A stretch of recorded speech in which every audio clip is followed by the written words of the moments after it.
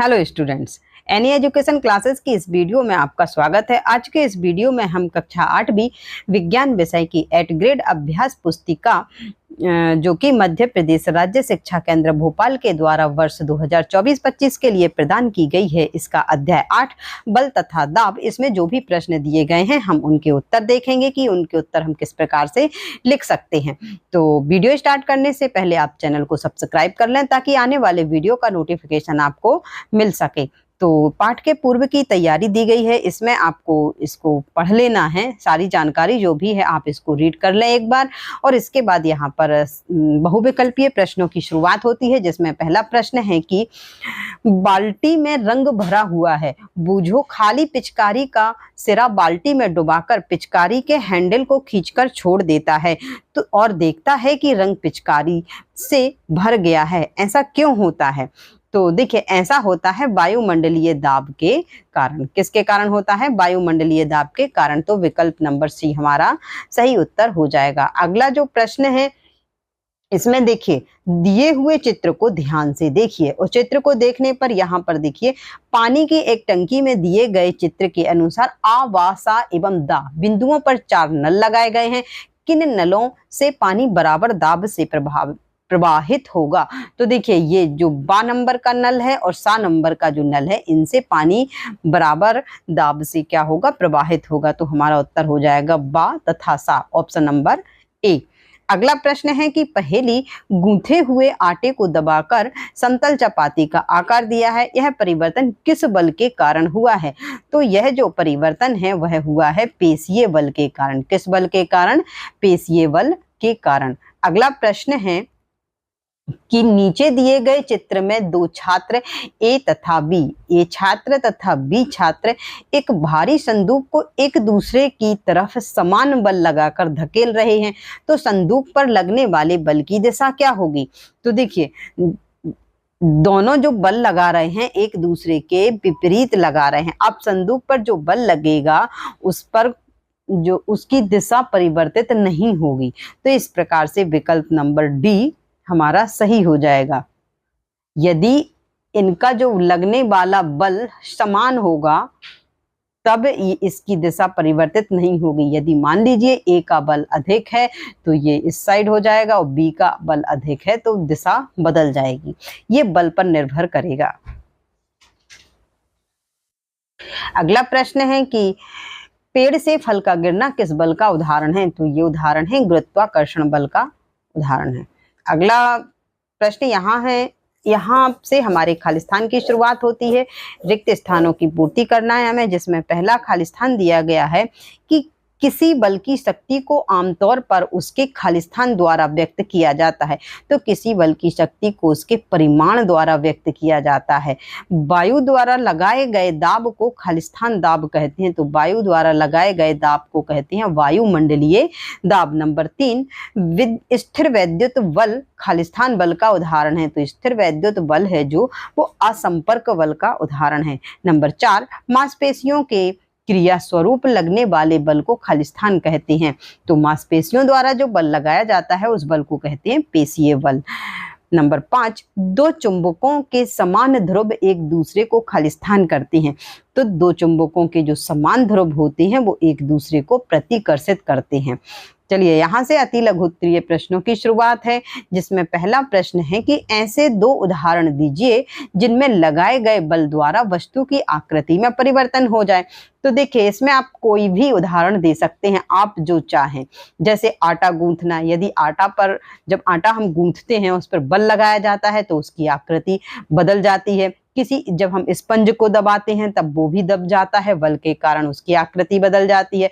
Cycle की जो गद्दी वाली सीट है उस पर जब हम बैठते हैं तो वो भी दबने के कारण उसकी आकृति बदल जाती है। आप इसमें और भी उदाहरण दे सकते हैं, जैसे फूले हुए बलून को दबाना, आपको जो आए कि बल लगाने से उनकी आकृति बदल रही है, आप यहाँ पर वो उदाहरण दे सकते हैं।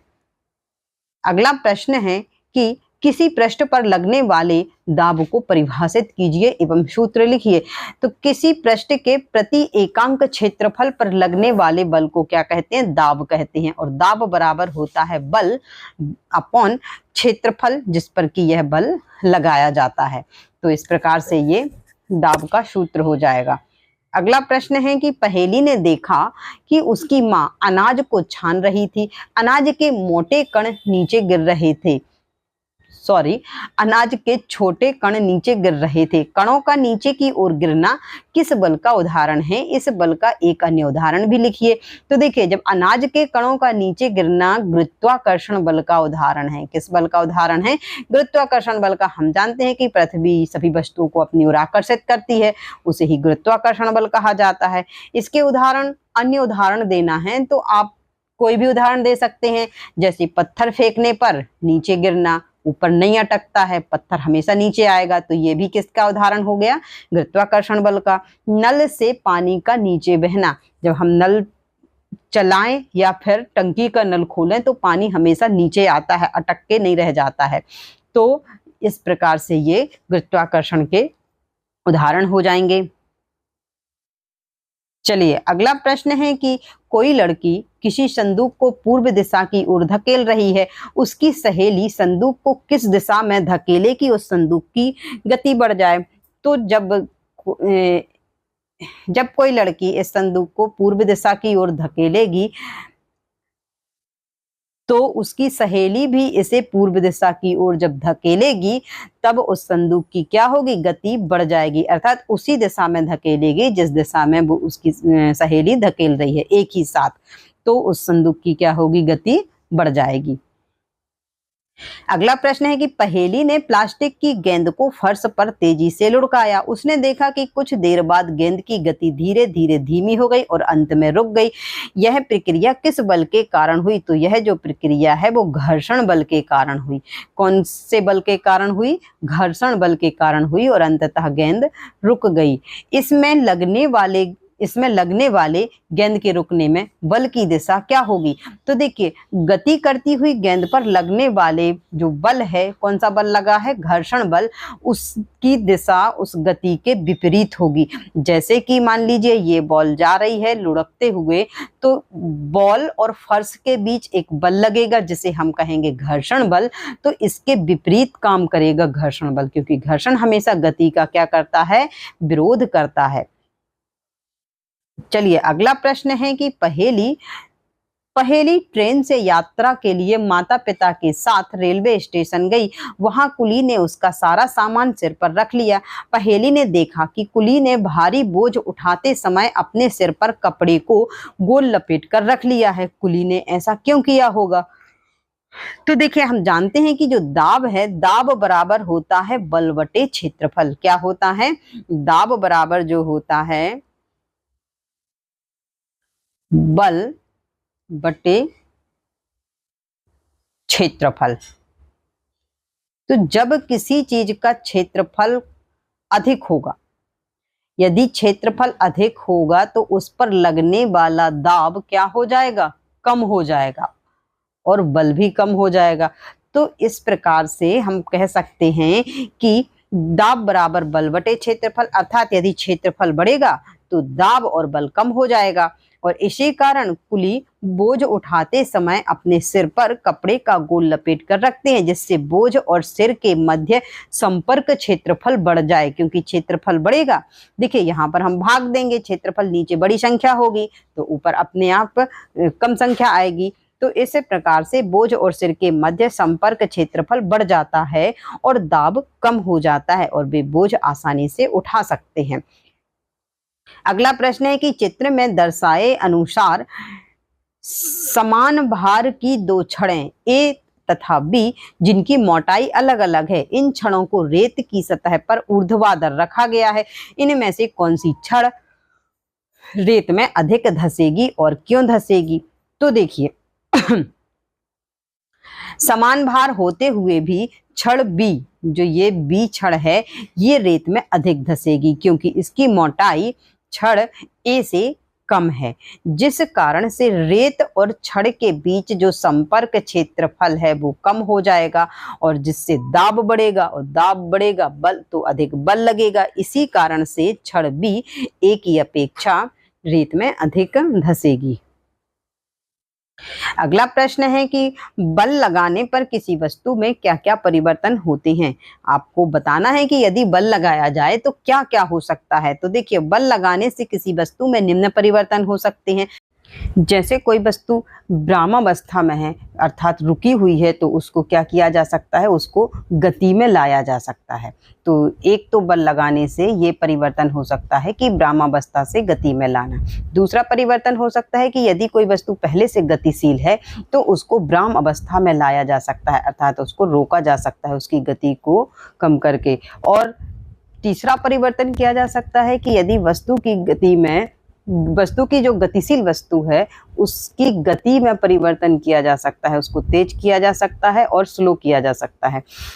अगला जो परिवर्तन हो सकता है वह यह है कि गतिशील वस्तु की दिशा में परिवर्तन किया जा सकता है बल लगा करके। यदि कोई वस्तु किसी दिशा में जा रही हो तो बल लगा करके उसकी दिशा को हम बदल सकते हैं। तो इस प्रकार से इसमें परिवर्तन किया जा सकता है वस्तु की दिशा में।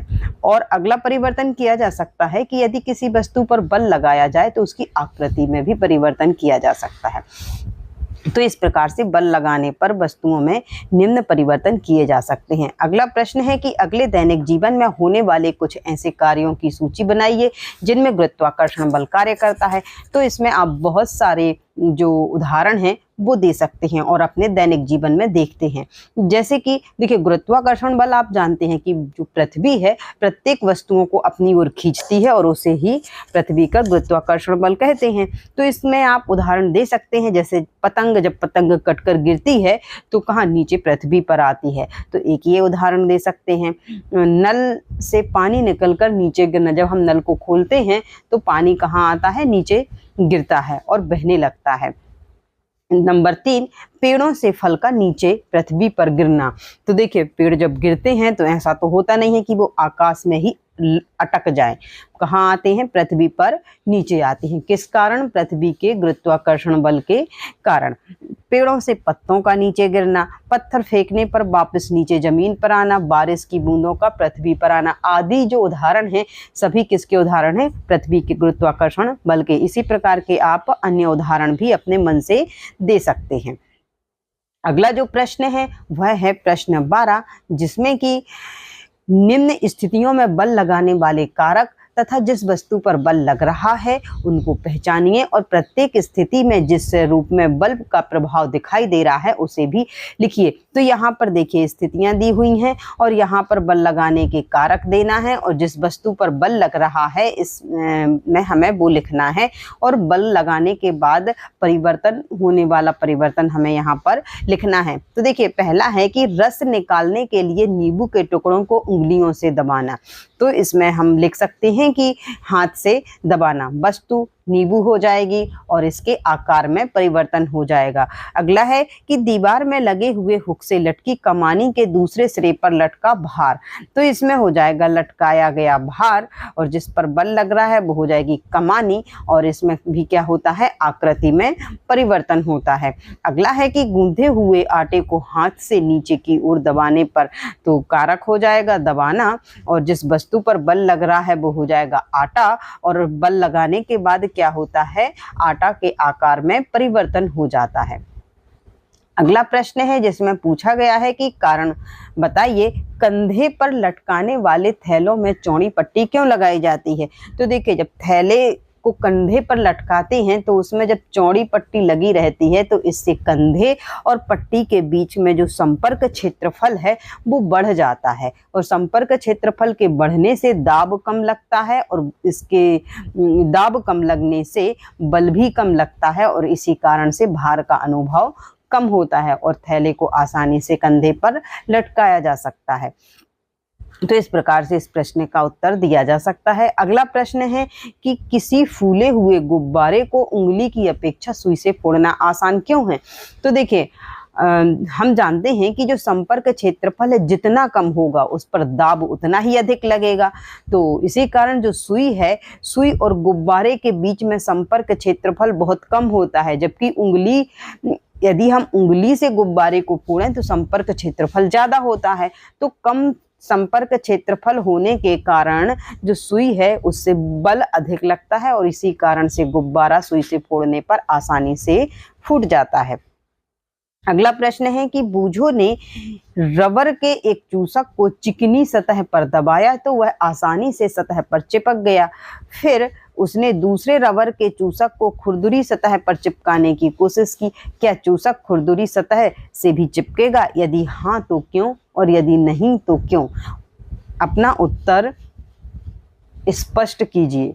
तो देखिए, इसमें है कि जब चूसक होता है उसको चिकनी सतह पर चिपकाया जाता है तो उनके बीच की जो वायु है पूरी तरह से निकल जाती है, और जब वायु निकल जाती है तो वायुमंडलीय दाब बाहर से कार्य करने लगता है, और जिसके कारण यदि हम चूसक को खींचें, वहां से निकालने की कोशिश करें तो आसानी से नहीं निकलता है। जबकि खुरदुरी सतह पर चूसक को चिपकाने से यह नहीं चिपकेगा। क्योंकि इनके बीच में जो खुरदुरी सतह होती है उनमें वायु पूरी तरह से नहीं निकल पाती है। यदि किसी तरह से वायु पूरी तरह से निकाल दी जाए तो चिपक जाएगा, लेकिन वायु जब निकल नहीं पाती है, वायु की उपस्थिति होती है, इसी कारण से जो चूसक है वो खुरदुरी सतह पर चिपक नहीं पाता है और उस पर वायुमंडलीय दाब बाहर से कार्य नहीं कर पाता है। तो इस प्रकार से इस प्रश्न का उत्तर हम दे सकते हैं। अगला प्रश्न है कि असंपर्क बल किसे कहते हैं? स्थिर वैद्युत बल तथा गुरुत्वाकर्षण बल को उदाहरण द्वारा समझाइए। तो देखिए, ऐसा बल जो वस्तुओं के संपर्क में आए बिना ही लगते हैं, ऐसे बल कहलाते हैं असंपर्क बल। अर्थात इसमें वस्तुओं को संपर्क में आने की आवश्यकता नहीं होती है। जैसे इसमें एक उदाहरण है स्थिर वैद्युत बल और दूसरा है गुरुत्वाकर्षण बल। तो देखते हैं स्थिर वैद्युत बल। जब एक आवेशित वस्तु द्वारा दूसरी आवेशित अथवा अनावेशित वस्तु पर बल लगाया जाता है तो उसे कहते हैं स्थिर वैद्युत बल। जैसे कि उदाहरण में आप गुब्बारे को बालों से रगड़िए और उसके बाद उसे दीवार पर चिपकाएंगे तो वो चिपक जाएगा। अथवा एक अन्य उदाहरण, हम पेन को बालों से घिस के उसमें छोटे छोटे कागज के टुकड़े भी चिपका सकते हैं, ये भी आपने करके देखा होगा। तो ये स्थिर वैद्युत बल के उदाहरण हैं। एक अन्य उदाहरण गुरुत्वाकर्षण बल। पृथ्वी द्वारा वस्तुओं को अपनी ओर आकर्षित करने का जो गुण है वह गुरुत्व बल अथवा गुरुत्वाकर्षण बल कहलाता है। जैसे वृक्ष से फल का नीचे गिरना, ये आपने कई उदाहरण अभी हमने पिछले प्रश्न में भी देखे हैं, तो आप यहाँ पर कई उदाहरण लिख सकते हैं। अगला प्रश्न है, यहाँ से देखिए हमारा प्रोजेक्ट कार्य शुरू होता है। इसमें हमें क्या करना है, देखिए कि नीचे दी गई तालिका में कुछ स्थितियां दी गई हैं जिनमें वस्तुएं गति नहीं कर सकती, किंतु इन स्थितियों में बल लगाने पर उनकी अवस्था अथवा आकृति में परिवर्तन हो सकता है। तो दी गई स्थितियों में बल लगाने पर होने वाले परिवर्तन को नोट कीजिए तथा अपने पर्यावरण में उपलब्ध सामग्री का उपयोग करके इसी प्रकार की अन्य 5 स्थितियों को भी यहाँ जोड़िए। तो चलिए देखते हैं हमारे पास जो स्थितियां दी गई हैं उनमें क्या है। एक प्लेट में गूंथा हुआ आटा, तो इसमें बल कैसे लगाएं? तो देखिए, हाथ से नीचे की ओर दबाने पर इसमें क्या होगा, इसकी आकृति में परिवर्तन होगा। इसकी आकृति में क्या होगा, परिवर्तन। गति की अवस्था में परिवर्तन नहीं होगा, आकृति में परिवर्तन होगा। इसी प्रकार से आप इस पूरी सारणी को इस प्रकार से पूर्ण कर सकते हैं और यहाँ पर और स्थितियां भी जोड़ सकते हैं। चलिए अब देखते हैं प्रोजेक्ट नंबर 2। इसमें है कि अपने दैनिक जीवन में होने वाले कुछ ऐसे कार्यों की सूची बनाइए जिनमें गुरुत्वाकर्षण बल कार्य करता है। इसके तो हमने बहुत सारे उदाहरण देखे हैं, ये वही उदाहरण फिर से लिखे हैं और आप अपने मन से भी लिख सकते हैं गुरुत्वाकर्षण बल के उदाहरण जो कि हम अपने दैनिक जीवन में देखते हैं।